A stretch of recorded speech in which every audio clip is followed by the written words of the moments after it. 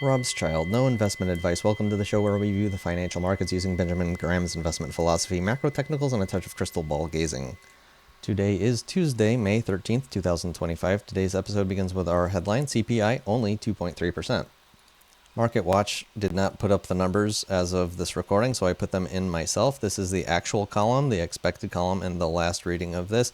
The big news of the day really was that we had 4-year lows in the headline CPI being only 2.3% instead of the previous unexpected of 2.4%. Also, in the core, month over month dropped a little bit from the expected 0.3% to 2.2%, and core year over year stayed flat at 2.8%.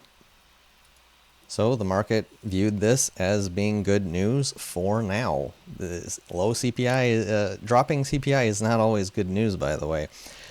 A lot of interesting things going on in charts, so stick around for the charts before we get there. Community topics, what moves, if any, did you make today? Robschild buys more ZROZ. It's sort of like TLT, long duration treasuries. I have a confluence of factors on top of my macro beliefs that allowed me to get a pretty significant more amount of ZROZ.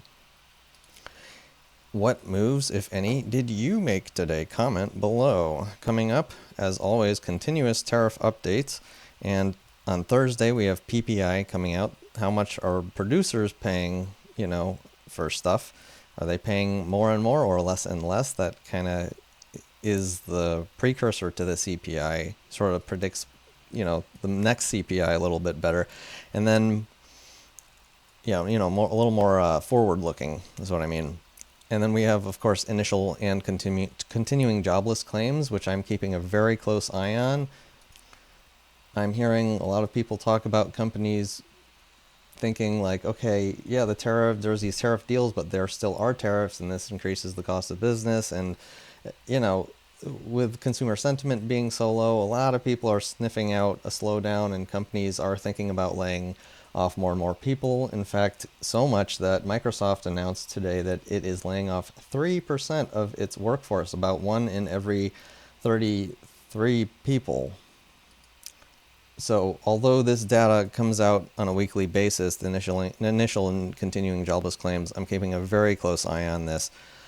And that could really rock the boat. If you get a really high reading out of left field of initial jobless claims spiking, along with continuous claims as well, you better believe Mr. Market will start getting pretty bearish pretty darn quickly.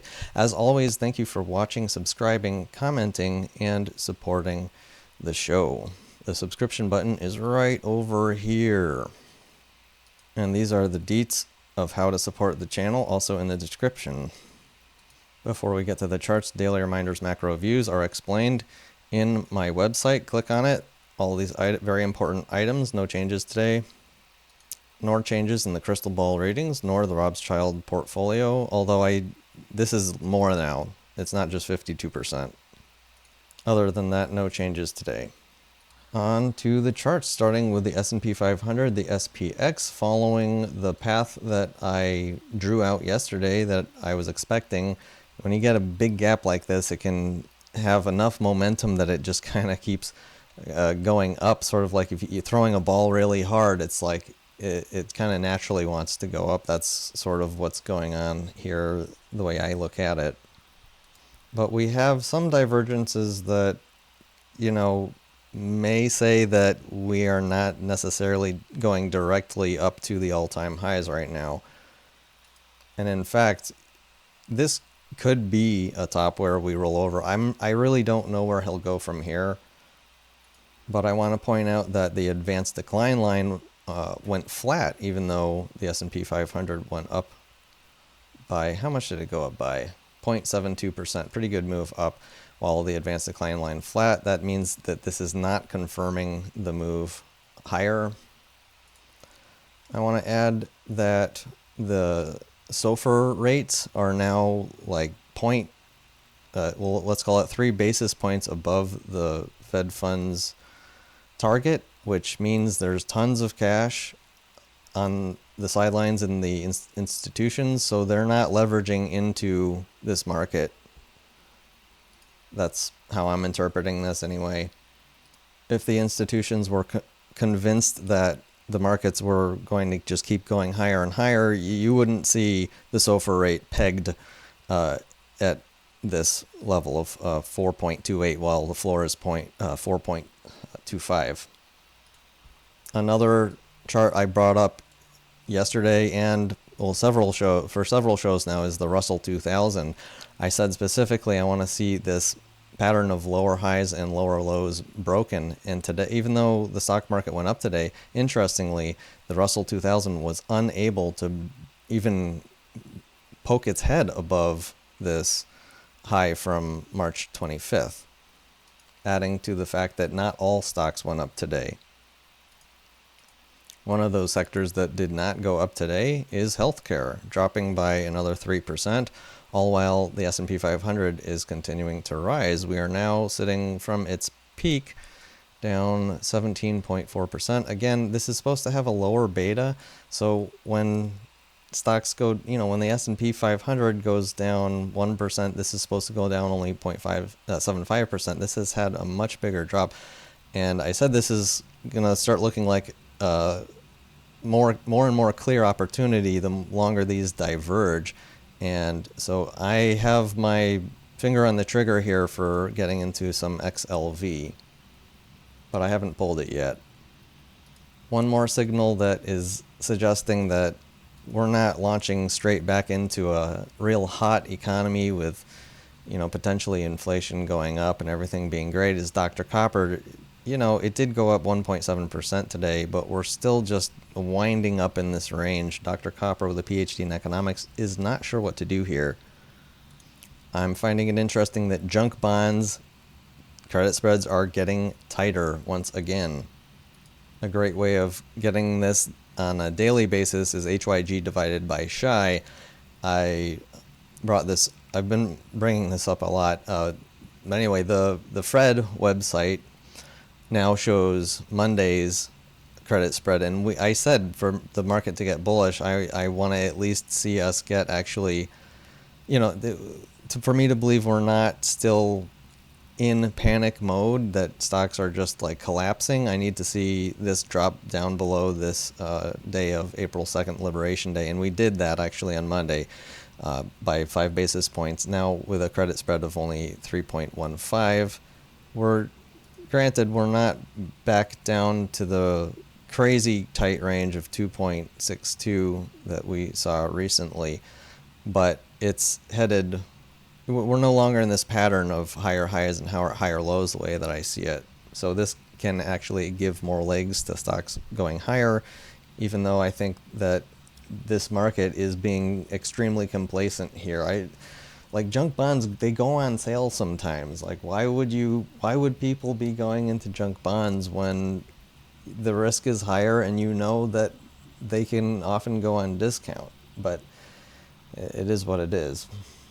Next, TLT, my favorite place to be, and I loaded up. I backed the truck up and I loaded into ZROZ today because we do have a confluence of factors. We have this gap fill zone that's been acting as a support area. And when we flip on the RSI, I want to point something out. On a closing basis, we have a lower low, whether you use this, let's grab this one to make it a little more clear. We do have a lower low in the closing of these two candles, and the RSI is not showing a lower low, it's showing a higher low. So this is a little divergence there that is suggesting this is a buyable zone, especially for me. I want to add to this that the yield closest related to TLT is really the 20-year, but I like to look at the 30-year.